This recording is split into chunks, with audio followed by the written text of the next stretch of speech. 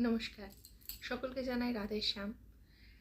একদা শ্রীমতী রাধারানী তার সখীদের সঙ্গে শ্রীকৃষ্ণের অভিসারে চলেছিলেন। পথে যেতে গিয়ে একটি কাঁটা তার চরণে বিঁধে যায়। শ্রীমতী রাধারানী ওই কাঁটাটি নিয়েই কিন্তু কুঞ্জে পৌঁছান। শ্যামসুন্দর যখন তার চরণে এরকমই একটি ক্ষতের চিহ্ন দেখতে পান, তখন তিনি সেই কাঁটাটিকে বের করতে যান। শ্রীমতী রাধারানী বাধা দিয়ে বলেন যে, শ্যাম, তুমি এই কাঁটাটিকে বেঁধো না, বের করো না। কেন জানো? যে একবার আমার চরণ আশ্রয় নেয়, আমি তাকে কখনো ছেড়ে দিই না। তাই আজকের দিনে, আজকের এই কঠিন সময়, যখন কিনা আমরা খুব বিধ্বস্ত হয়ে পড়েছি চারিদিকের এই কঠিন বাতাবরণে, আমাদের উচিত সম্পূর্ণভাবে সেই রাধা পদাশ্রয় করা।